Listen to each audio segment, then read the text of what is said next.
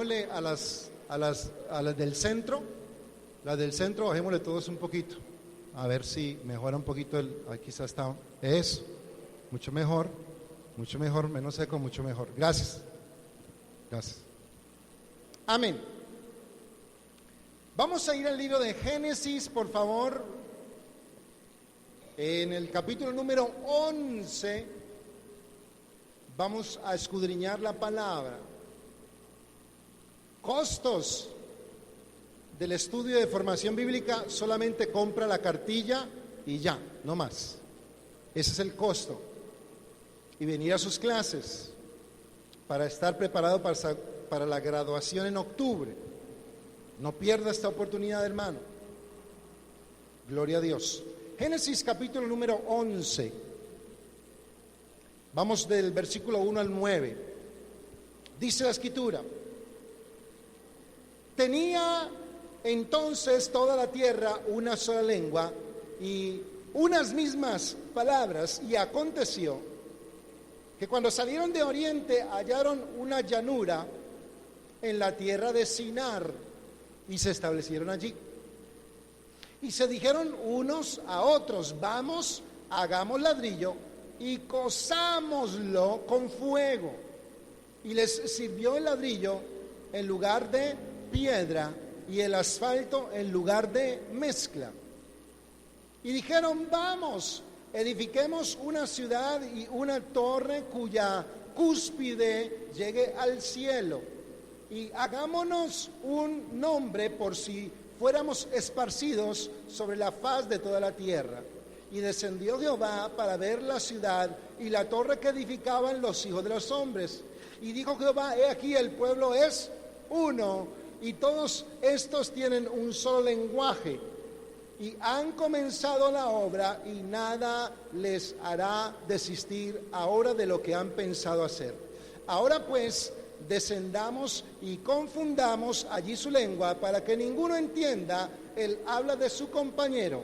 Así los esparció Jehová desde allí sobre la faz de toda la tierra, y dejaron de edificar la ciudad.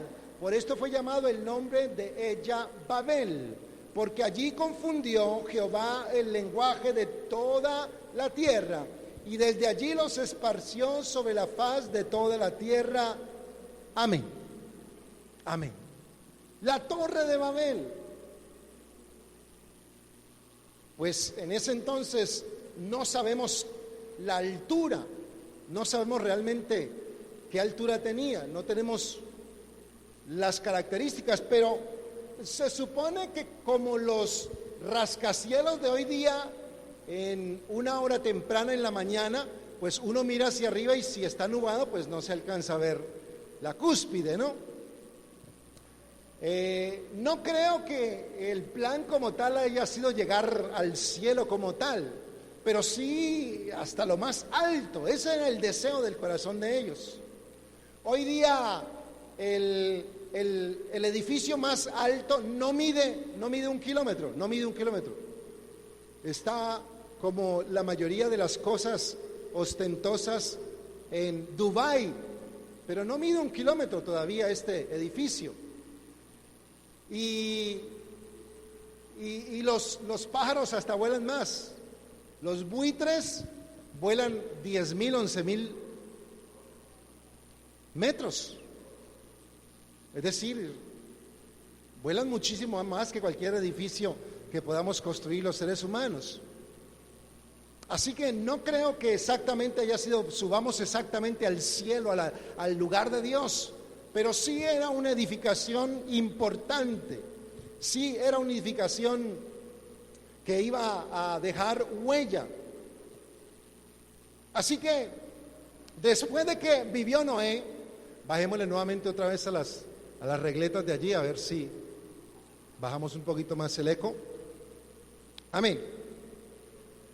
Noé había vivido unos años antes, y después de que el diluvio aconteció, alcanzó a vivir más o menos 350 años.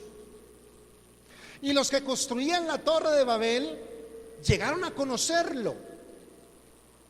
Pues si no personalmente, porque la Biblia no lo dice, con claridad, pero si no hace seguimiento de los descendientes de Noé.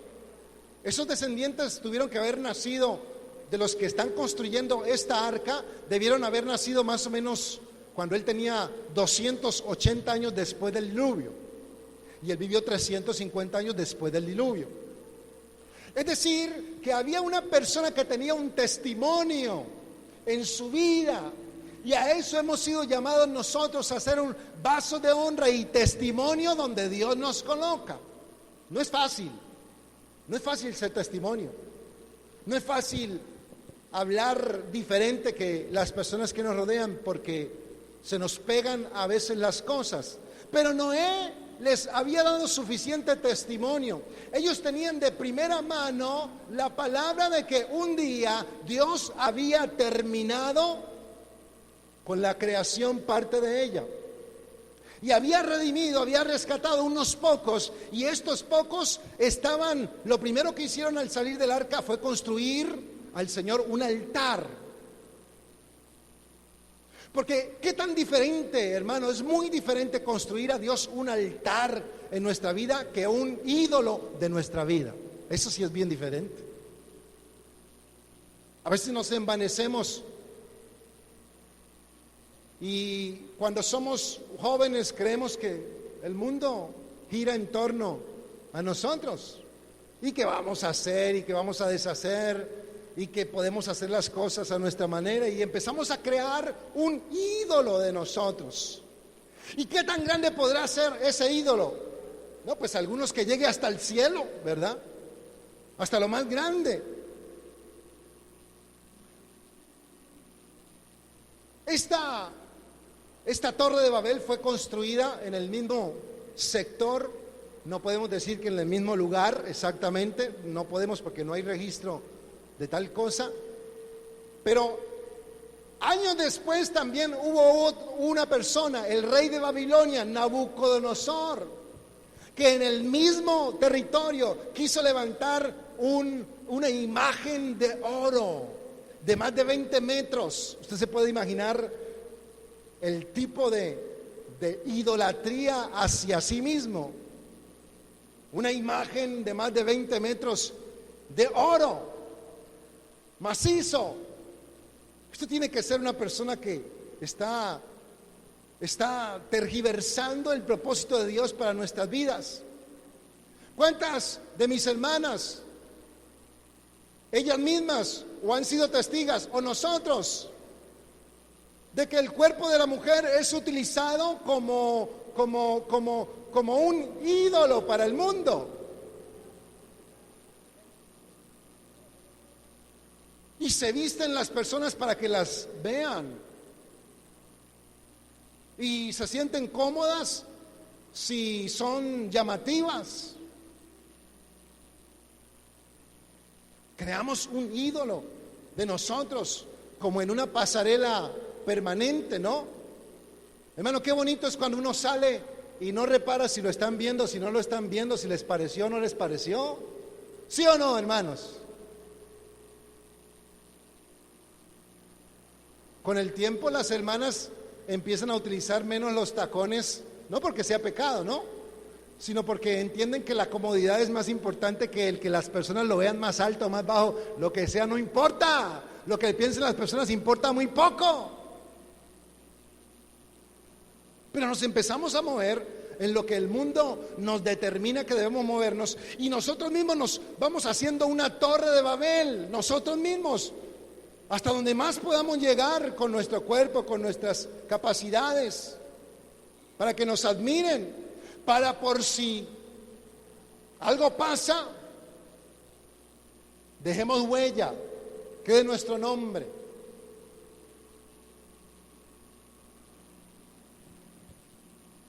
Bueno, así es este mundo. Se mueve por ese tipo de pensamiento. Pero Noé había enseñado que lo más importante era construir un altar. Y sabe, un altar ¿de qué tamaño es? Un altar, cuando vamos a Dios, ¿de qué tamaño es el altar? Un altar tiene que ser del tamaño donde usted pueda colocar la ofrenda. Porque si lo coloca más alto que usted, No, un altar es un lugar en donde usted comprende que lo que está delante suyo no es su propia vida, ni su intelecto, ni su capacidad, ni la ofrenda que va a traer al Señor, sino lo que está delante suyo es un lugar que usted prepara para su relación con Dios.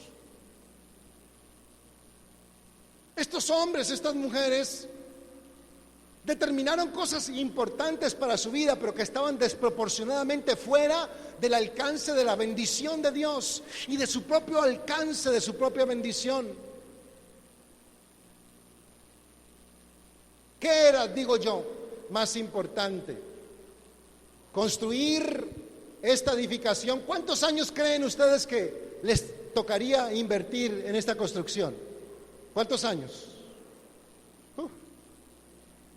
Póngale usted, hermano, ¿qué? ¿50, 100, 200?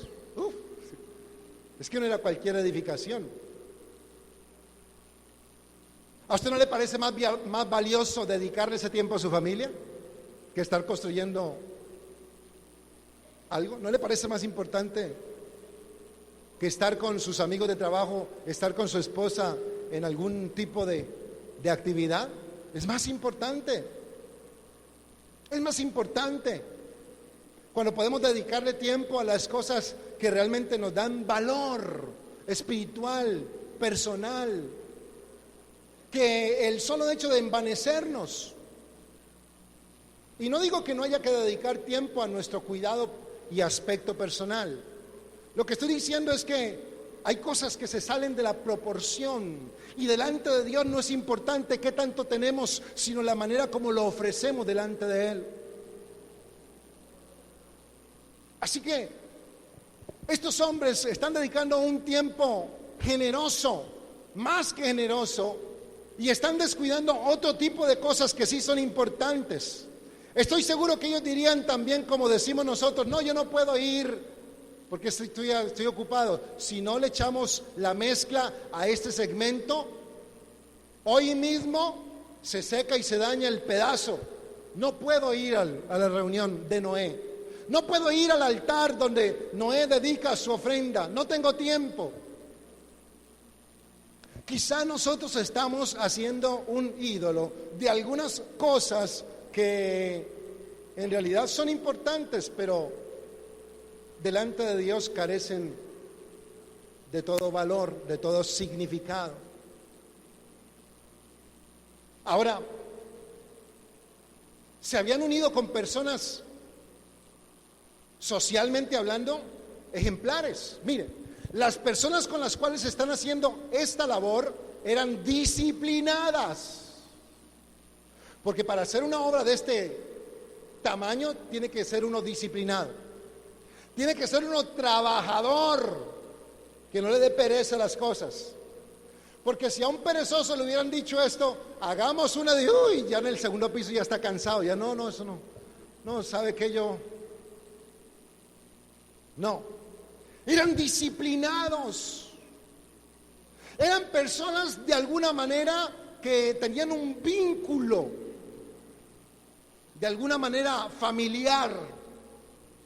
Los identificaban cosas en los aspectos familiares, tanto que querían que sus hijos vivieran en esa ciudad con sus amigos. Seguramente tenían valores importantes. Sí, porque un grupo de personas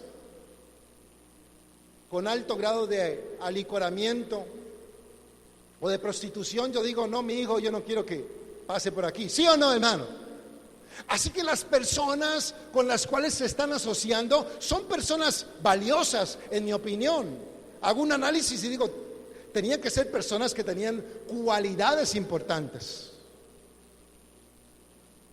Y se estaban asociando para un proyecto que les estaba alejando primeramente de su relación con Dios y segundo, de las cosas más valiosas que tiene el ser humano, y es el afecto fraternal los unos con los otros, el tiempo que nos dedicamos los unos a los otros.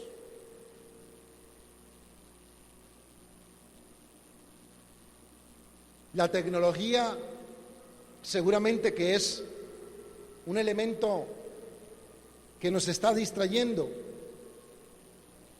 Y nosotros hoy día, pues no tenemos a veces la capacidad de huir de la tecnología, pero tenemos que hacer un alto para dedicarle tiempo a las cosas que son valiosas. En la siguiente imagen vemos las decisiones que ellos tomaron y que de alguna manera las podemos identificar, le podemos dar un giro espiritual para aplicarlas a nuestras propias vidas. Estaban tomando decisiones sin tener en cuenta a Dios. ¿Sabe? En medio de nosotros, los hijos del Señor, a veces tomamos decisiones apresuradas y después le echamos la culpa a Dios. Una familia que vino hace algún tiempo a pedirme consejería y me decían, bueno, se está abriendo una puerta en otro país para trabajar, pero me voy yo, decía el varón. Pues de entrada yo le decía, pues no es la mejor opción. Yo no le voy a decir no lo haga. Yo solamente, el día que usted se siente conmigo a conversar, yo le voy a explicar qué tiene delante usted para que tome una decisión. Dejar la familia por unos pesos de más, porque tenía un trabajo, los dos tenían un trabajo, pues no tenía sentido. Y separar a la familia me parecía que tampoco. Pero aún así yo le dije, pero si realmente ustedes tienen ese propósito, propónganse como pareja, porque lo que están a punto de tomar como decisión los va a afectar como pareja primeramente. Así que como pareja tienen que ir a buscar en ayuno y en oración al Señor y pedirle que en ese tiempo de ayuno y oración ustedes dos le puedan colocar una señal a Dios en la cual, si se cumple, lo pueden tomar como una confirmación de parte del Señor que ahí hay bendición. Y amén, así quedó la conversación. A los 8 días llamé a preguntar, hola hermano, a la esposa, porque no me contestaba el esposo. ¿Cómo está? Dios le bendiga. ¿Qué más de su esposito? No, que ya viajó. 8 días no habían pasado. Yo, bueno, pues gloria a Dios, ni modo. Sí, que se abrió una puerta y un amigo lo está esperando para que empiece a trabajar, etcétera. Llegó y desde el primer día que llegó, ni siquiera en el aeropuerto lo voltearon a mirar. Tirado en otro país, sin papeles. Pero para resumirle, esta persona volvió y cuando me enteré lo contacté, le dije, hola. Vino a regañadientes a sentarse conmigo otra vez y le preguntaba yo qué había pasado. Y esta persona lloraba de la ira y del resentimiento contra Dios. Oiga bien, contra Dios. De por qué Dios le había permitido pasar por todas estas cosas.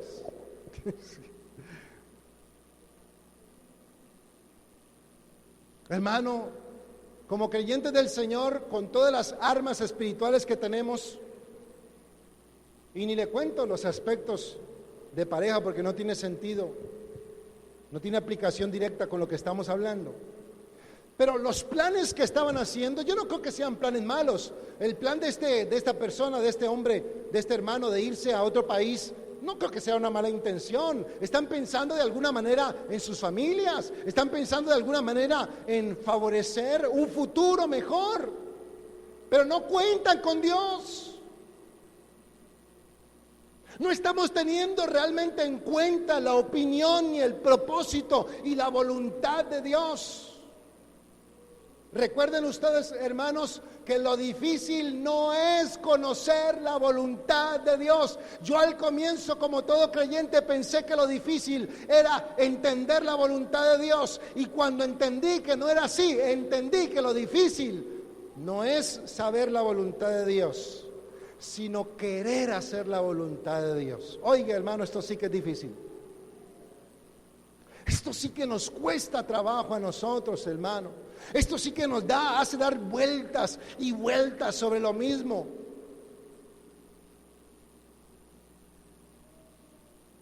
Eran buenas personas, vivían bien, pero empezaron a cambiar. Miren lo que cambiaron. Dijeron, ¿para qué construimos con roca? Ya no construyamos con roca las cosas que estamos haciendo, construyámoslas con barro. Pero para que se haga firme, cozamos el barro, barro cocido, como lo conocemos hoy día, ladrillo. ¿Tiene sentido? Yo no digo que no tenga sentido.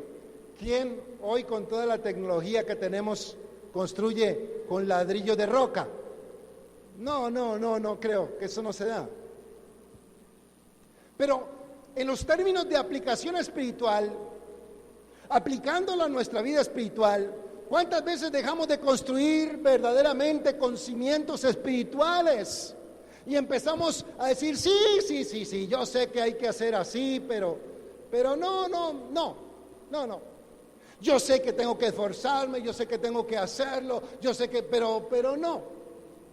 Hagámoslo con ladrillo y verá que la construcción es la misma.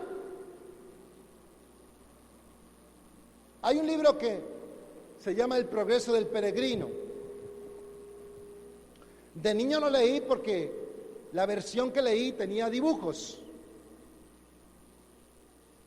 y frases más cortas, más resumido, entonces. Pero a mí me quedaron tantas cosas de este libro, y una de ellas es que peregrino, que es una persona que va caminando, es como una fábula, que va caminando hacia una luz que ve al fondo. Peregrino, él llega al punto donde está la cruz de Cristo y hay una puerta pequeña, estrecha, hasta que por fin entra a la puerta y dice, ya estoy en el camino, ahora sí. Después de haber atravesado muchas cosas. Y en el camino en el que estaban, había un muro a este lado y un muro al otro lado, e iba caminando peregrino. Y de pronto, en uno de los momentos, saltó una persona el muro y se hizo al lado de él y se fue caminando con él. Se fueron hablando. Y peregrino, de acuerdo a su experiencia, a la experiencia que le había tocado vivir, le comentó todas las cosas que le había tocado, las luchas espirituales, el descuido espiritual a qué lo había llevado. Y entonces su acompañante de momento le dijo, no, usted está pero mal. Mire, yo vivo fresco como una lechuga, fresco. Y los dos vamos caminando por el mismo camino. Yo no veo diferencia, le dijo la otra persona, peregrino. Yo no veo ninguna diferencia porque los dos estamos en la misma fe, en el mismo Señor, en el mismo lenguaje, en el mismo sentir espiritual. Pero peregrino recordó que hay una sola entrada, hay una sola puerta por la cual se entra. Y cuando empezó a sentirse incómodo por la palabra que citaba peregrino, él dijo, ¿sabe qué? Nos vemos ahorita, y volvió y saltó el muro y dijo, después nos vemos. Y así pasa en nuestra vida espiritual. En vez de construir las cosas conforme la palabra, estamos siendo más prácticos. Estamos siendo más livianos en los aspectos de nuestra fe. Y tenemos que volver a la palabra. Y tenemos que volver, hermano, a que ella sea la que nos dé el visto bueno a lo que somos. No le hagamos tanto caso a lo que dicen las personas, seamos prudentes. Pero hermano, y también cambiaron, lo otro que cambiaron es que ellos dijeron,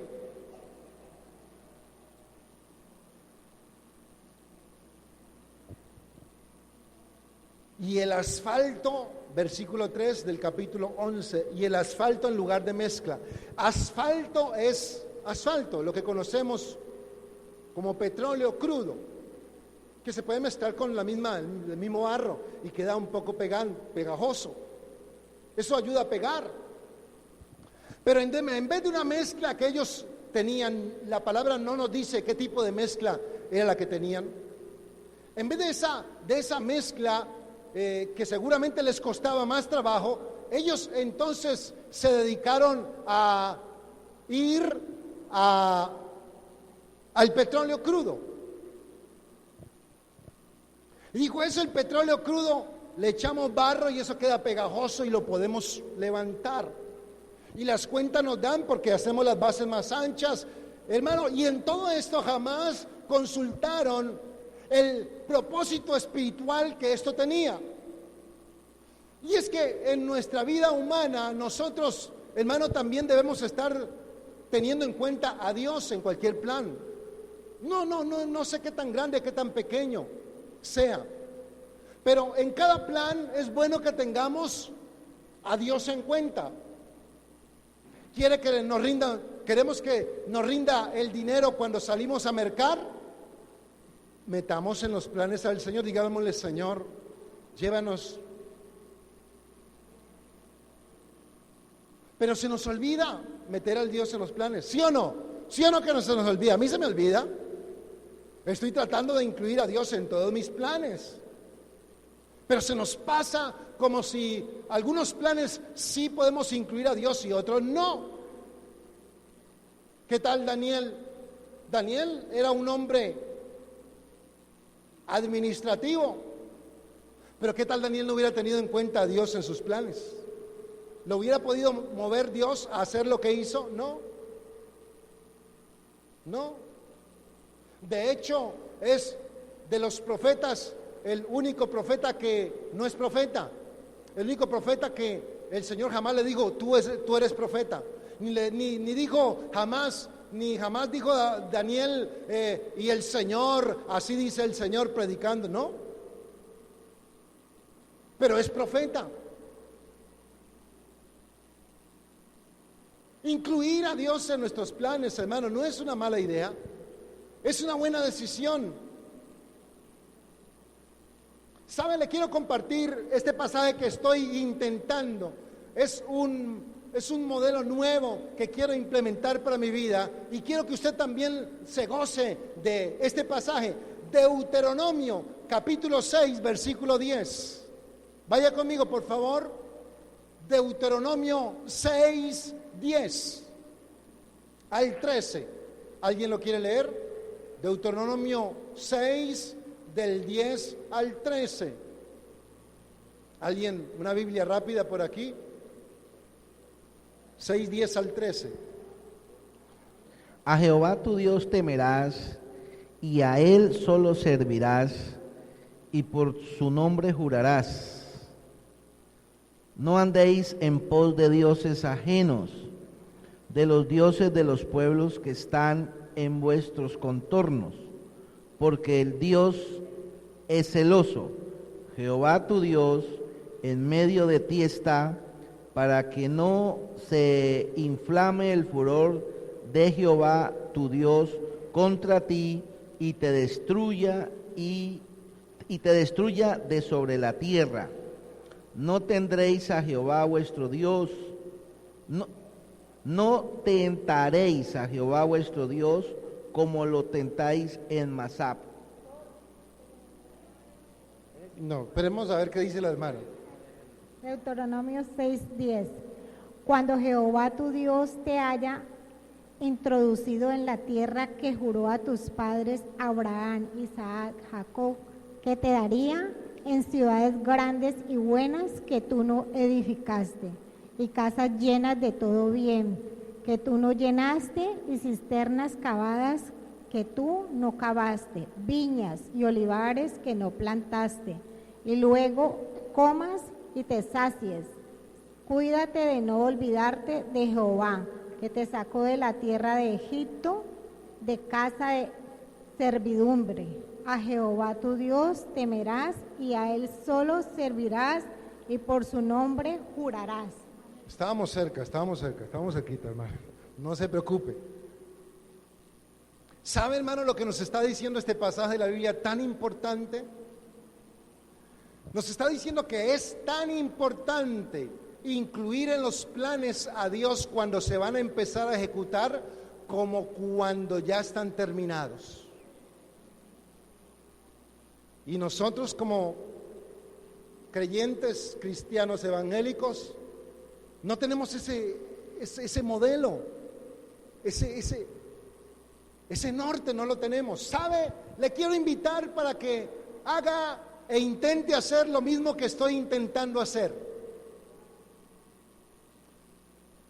Todos oramos por los alimentos antes de empezar, ¿sí o no, hermano? Sí, el que no lo esté haciendo, sí, tiene que empezar por ahí, ¿no? Ese es el primer paso. Es decir, le sirven a usted los alimentos, Señor, te bendecimos a ti porque provee los alimentos. No se concentre en bendecir los alimentos, bendiga a Dios que le da los alimentos, ¿no? Señor, yo te bendigo porque tú provees. Señor, tú eres el que coloca la mesa. Te bendigo, eres bueno, Señor, gracias. Pero una vez uno come, se le olvida que tuvo hambre. Ya tiene satisfecha su necesidad. ¿A dónde van? ¡De vacaciones! ¿De dónde vienen? Ay, de vacaciones. Ay. Pero se nos olvida al llegar de vacaciones decirle: Señor, gracias, nos trajiste otra vez. Qué bueno eres tú. Eso es lo que está diciendo Deuteronomio. Dice: cuando entres y tengas y estés satisfecho, acuérdate de darle gracias a Dios por lo que tienes, por la satisfacción que ya has conquistado, has tenido. Les invito a que empecemos por ahí. Cuando terminemos de comer, digámosle al Señor, así como hacemos los hombres, nos subamos el estómago y eso es mucha comida. ¿Sí o no, hombres? Sí, así somos.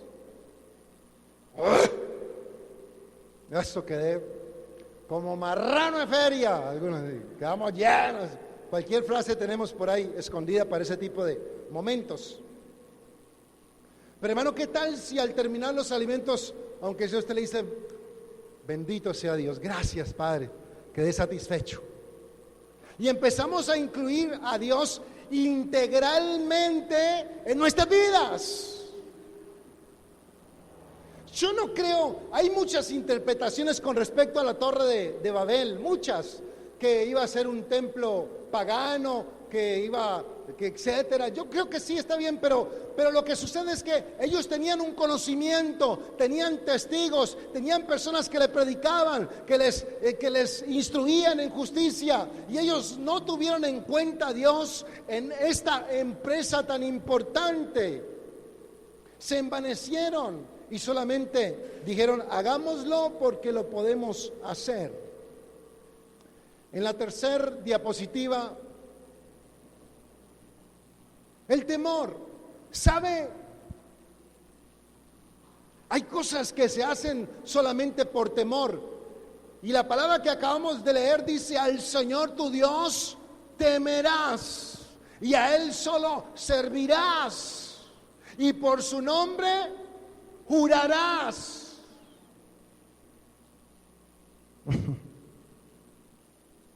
Yo estoy tratando de corregirme y lo invito a que se corrija. A no tomar el nombre de Dios en vano. Oye, esto me ha costado mucho trabajo porque son años de mala experiencia, de mala práctica.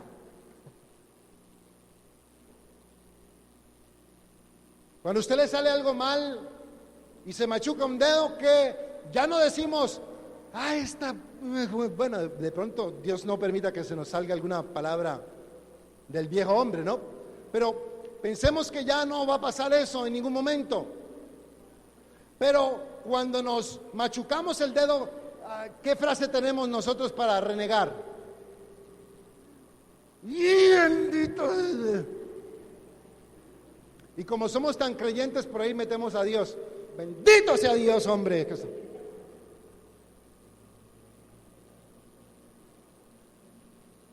¡Por Dios santo! ¿No le ha pasado? ¿Sí o no, hermano? Hermano Héctor, ayúdeme. ¿Sí? Pero, por Dios santo, ¿qué es lo que...? Y metemos a Dios en una serie de discusiones en vano. ¿O no es en vano, hermano? ¿O no estamos metiendo en vano al Señor? ¿Lo estamos metiendo en vano? Y dice la palabra, no tomes el nombre de Dios en vano. Cuando invoquemos el nombre de Dios, hagámoslo con altura, con decisión espiritual, pero no para renegar, no para incluir a Dios en nuestras discusiones. El nombre de Dios. Al Señor tu Dios temerás. Saben, yo no sé qué exactamente o por qué ellos tenían temor de ser esparcidos. Porque los que están construyendo la Torre de Babel dice, por si acaso somos esparcidos. Pero luego no estaban viviendo juntos bien. Sí, pero uno no sabe. Uno no sabe, de pronto una bomba nuclear o algo y no nos volvemos a ver. O se muere uno de repente. Cualquier cosa por temor, hermano, no vale la pena, no vale la pena, no vale la pena. Esos celos de hombre o de mujer no valen la pena si están fundamentados en el temor. No, hermano. A mí se me curaron los celos y lo entendí por la palabra cuando Abraham dijo de su esposa, es mi hermana, en 2 ocasiones. Y la tomaron hombres poderosos. Y en el momento en que la iban a llevar a la alcoba, Dios intervino. Le dijo, usted la toca y se muere. Y se muere no solo usted, le mato el perro, le mato el gato, le mato la suegra, le mato los hijos. Así lo dice el Señor. Se mueren todos, le dijo el Señor. No toque a esa mujer.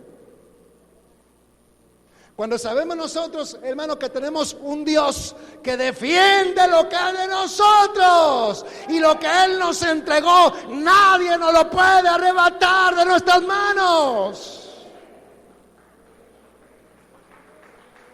Entonces dejamos de hacer cosas por temor. No, hermano.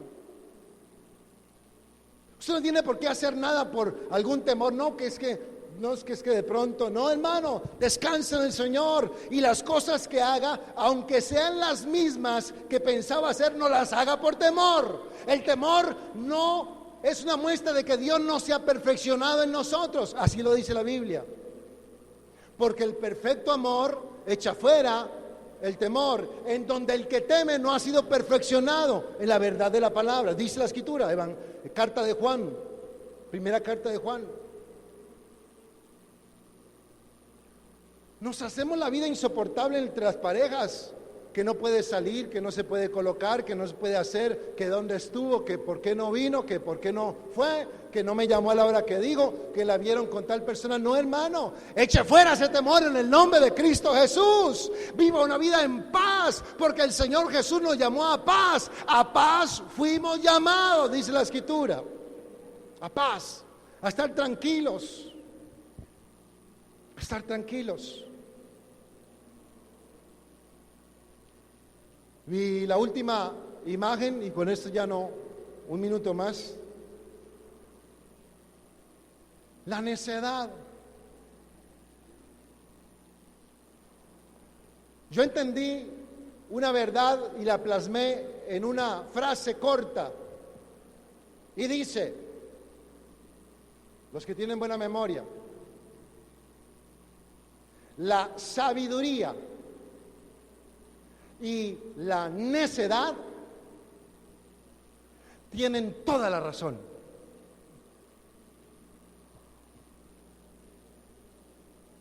Te lo repito.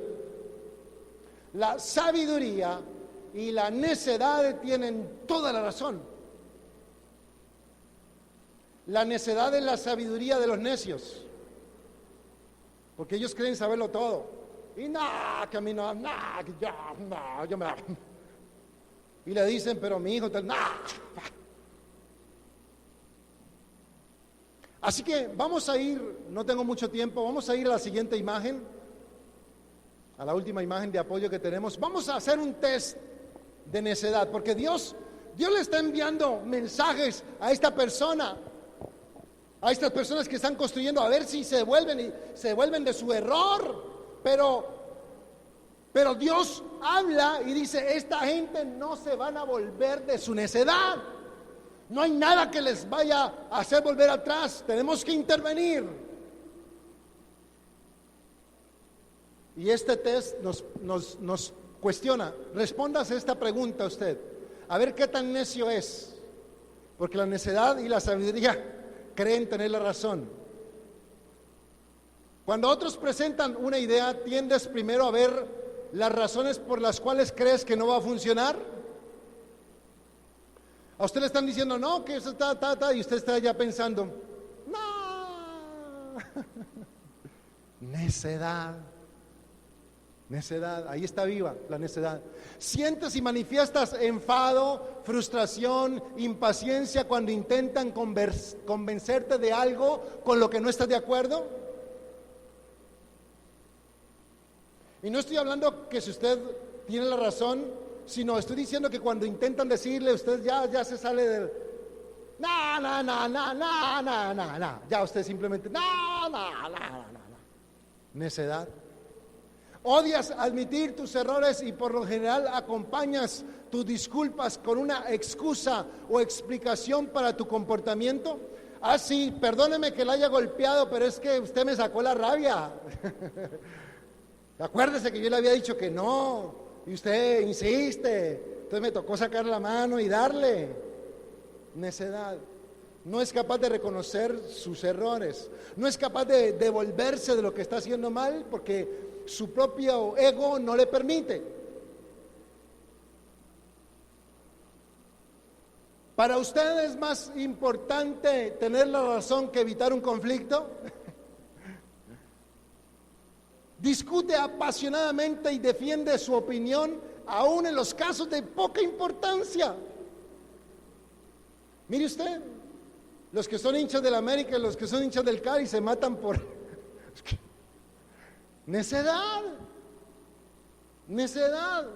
Hay cosas que no tienen importancia discutir. Aún si comprendes que tu conducta representa un riesgo, ¿la continúas haciendo? Necedad. Hay hermanos, hermanas que no se pasan un puente peatonal, se lo pasan por debajo.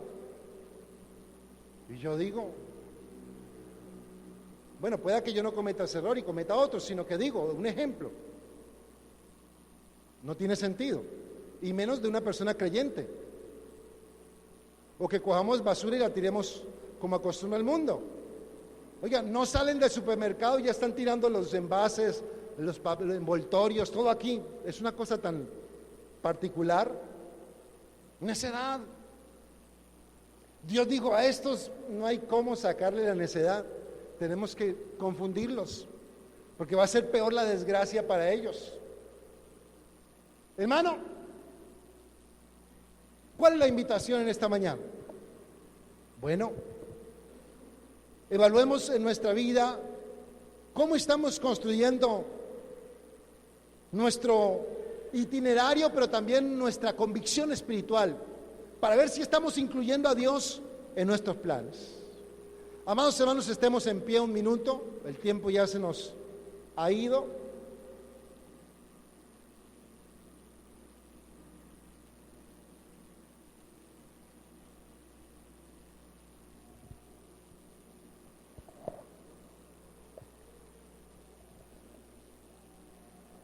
Pidámosle al Señor sabiduría para discernir lo que estamos haciendo equivocadamente. Aún basados en versículos bíblicos. Las doctrinas de error más grandes en el mundo se basan en versículos bíblicos. No puede ser que nosotros terminemos haciendo cosas que están por fuera del propósito de Dios. Querido Señor, yo te presento a estos mis hermanos que han venido en esta mañana, Dios. Tú eres el que conoce, Señor, qué hay en lo profundo de nuestro corazón. Padre, que si nosotros estamos haciendo lo incorrecto, pensando que estamos teniendo razón en la manera como nos estamos comportando, en la manera como estamos nosotros incluyéndote a ti en nuestras decisiones, y como te estamos sacando, Señor, de nuestros planes,